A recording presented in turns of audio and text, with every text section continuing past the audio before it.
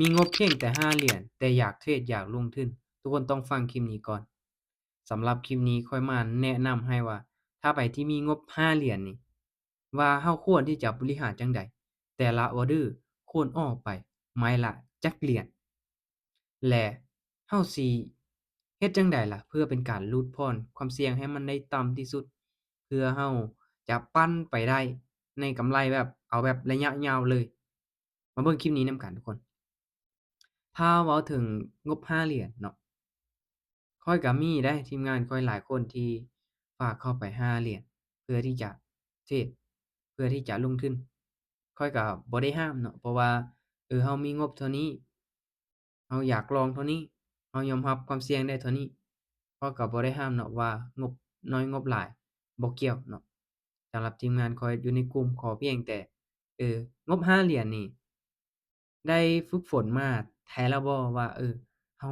เทรดแล้วมันสามารถสร้างกำไรได้บางคนฝากแต่5 เหรียญซื่อๆแบบอยากลองทั้งที่เฮาบ่เคยฝึกเฮาเคยฝึกเทรดเงิน Demo มาก่อนแล้วบ่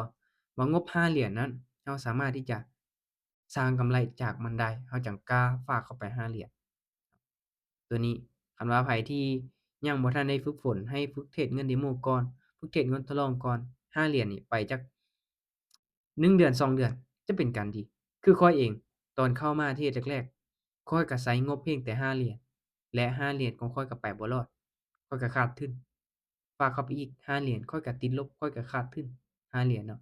แต่สำหรับคลิปนี้ข้อยมาแนะนำให้ว่าถ้ามีงบเพียงแต่5 เหรียญนี่เราต้องเฮ็ดจั่งใดเพื่อให้ได้กำไรจากมันเพื่อให้มันปลอดภัยที่สุดแล้วก็ลดผ่อนความเสี่ยงเนาะเดี๋ยวมาเบิ่งนำกันเดี๋ยวข้อยจะเอางบ5 เหรียญเอามาเทรดให้ทุกคนเบิ่ง โอเคทุกคนเนาะตอนนี้ข้อยเอางบมาเพียงแต่5 เหรียญเท่านั้นเห็นบ่เนาะอยู่ในบัญชีจริงเนาะสำหรับงบน้อยเนาะและในการเดินเงินเด้อทุกคนเด้อเนาะข้อยแนะนำให้ทุกคนเดินเงินเสมอไปไม้ละ1 เหรียญเนาะไปไม้ละ1 เหรียญเด้อมาออร์เดอร์นี้เข้าไปที่ออร์เดอร์ขายและในการตั้งเป้าหมายเด้อเอา20%ของต้นทุนก็พอเนาะ20%ของ5 เหรียญนี่แสดงว่า1 เหรียญเนาะ1 เหรียญให้เก็บมื้อละ1 เหรียญ ถามว่าทุกคนเฮ็ดได้บ่ข้อยคิดว่าไผก็เทรดได้เนาะเอากำไร1 เหรียญไผก็เทรดได้ถ้าเทรดกำไรมื้อละ1 เหรียญยังบ่ได้นี่บ่แนะนำให้เข้ามาในวงการเทรดเนาะไปเฮ็ดอาชีพอื่นซะเนาะโอเคงามๆเลยเนาะอาและจุดนี้เป็นจุดมั่นใจที่ค่อยเข้าออร์เดอร์ขายไปเด้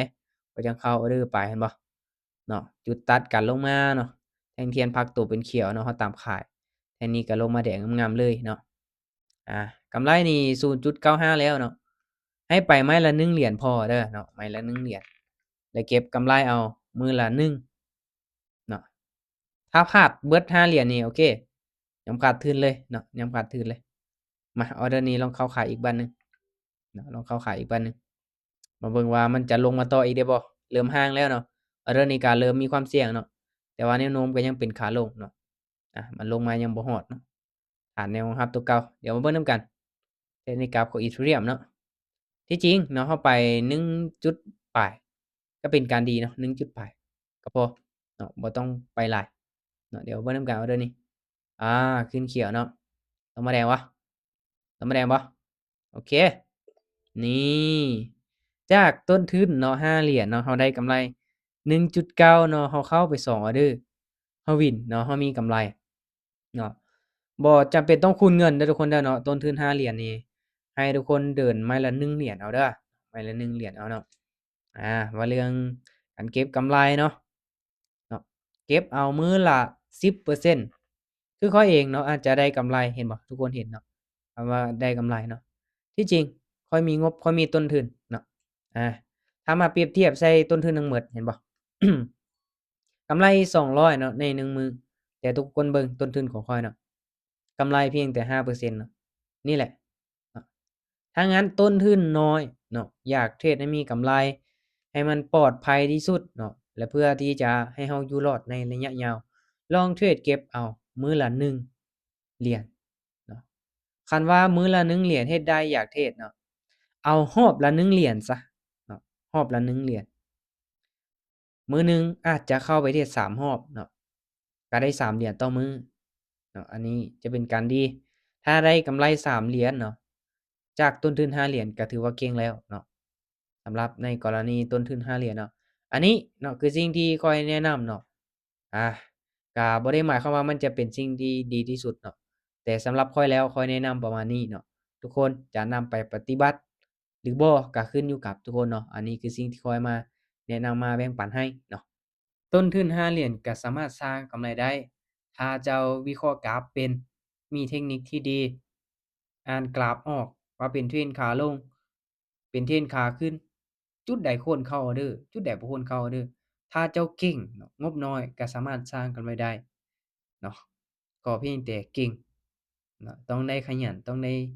ศึกษาเรียนรู้หลายๆแหน่สำหรับตัวนี้บ่หมายความว่าบ่สามารถสร้างกำไรได้ แต่สิ่งที่ข้อยแนะนำเนาะให้เอาต้นทุนหลายหน่อยหนึ่งมาเทรดเก็บเอากำไรเทื่อละน้อยเนาะมันมีโอกาสที่จะเป็นไปได้หลายกว่าเนาะคือตัวอย่างว่า100เหรียญมาเทรดเก็บเอามื้อละ5เหรียญ10เหรียญนี่ไผสิเฮ็ดบ่ได้ทุกคนเฮ็ดได้เบิดเนาะแต่ว่าเสียญ้อนความโลภของตัวเองเนาะอยากได้หลายเดะต้นทุน100อยากได้200-300เฮ็ดแบบนั้นมันก็ฮ้วยคันว่ามันได้เนาะคนที่เทรดมันก็รวยหมดแล้วเนาะ ก็ย้อนว่ามันเฮ็ดบ่ได้เนาะก็เลยเฮ็ดให้หลายๆคนติดลบถ้าคนที่อาต้นทุนจักพันหนึ่งนี่มาเทรดเก็บเอามื้อละ10เหรียญไผก็เฮ็ดได้แต่คนบ่เฮ็ดเนาะถ้างั้นแล้วทุกคนว่าเรื่องการเทรดการลงทุนต้องเบิ่งเป็นระยะยาวอย่าเบิ่งแต่ผลลัพธ์มื้อนี้มื้ออื่นให้เบิ่งผลลัพธ์ภายในปีหนึ่ง2ปี3ปีข้างหน้าว่าจะเป็นจั่งใดเนาะต้องมีวินัยกับตนเองเนาะโอเคว่าเรื่องการเทรดการลงทุนทุกคนเนาะ บ่ว่าจะงบน้อยงบหลายที่ทุกคนเอามาเทรดเอามาลงทุนต้องเป็นเงินเย็นแท้ๆเนาะต้องเป็นเงินเย็นแท้ๆห้ามเอาเงินร้อนมาเทรดเงินร้อนแบบใดเงินที่ทุกคนใช้ในชีวิตประจำวันเนาะเงินที่จำเป็นเงินไว้ซื้อข้าวกินเนาะเงินเย็นคือเงินที่เราแบ่งส่วนมาลงทุนเนาะบ่เกิน5%หรือว่า10%ของเงินทั้งหมดเนาะถ้าว่ามันเสียไปแล้วมันยังบ่เดือดร้อนเนาะตอนนั้นเขาเอิ้นว่าเงินเย็นเรากล้าได้กล้าเสียกับมันเพราะเรื่องการเทรดการลงทุนมีความเสี่ยงสูงหลาย ครับโอเคสำหรับคลิปนี้ก็บ่ได้เป็นการแนะนำหรือว่าชักชวนให้ทุกคนเข้ามาเทรดเข้ามาลงทุนตามแต่อย่างใดเป็นเพียงการแชร์แบ่งปันความรู้เกี่ยวกับการเทรดสำหรับคนที่สนใจคนที่กำลังเทรดกำลังลงทุนทางด้านนี้อยู่ให้ศึกษาเนาะตั้งใจเรียนรู้ศึกษาถ้าว่าทุกคนมีตัวใดเนาะอยากถามก็คอมเมนต์มาถามข้อยได้ทุกคนเนาะยินดีแบ่งปันประสบการณ์ครับโอเคแล้วกดติดตามไว้เอามาเจอกันใหม่ในคลิปต่อไปทุกคน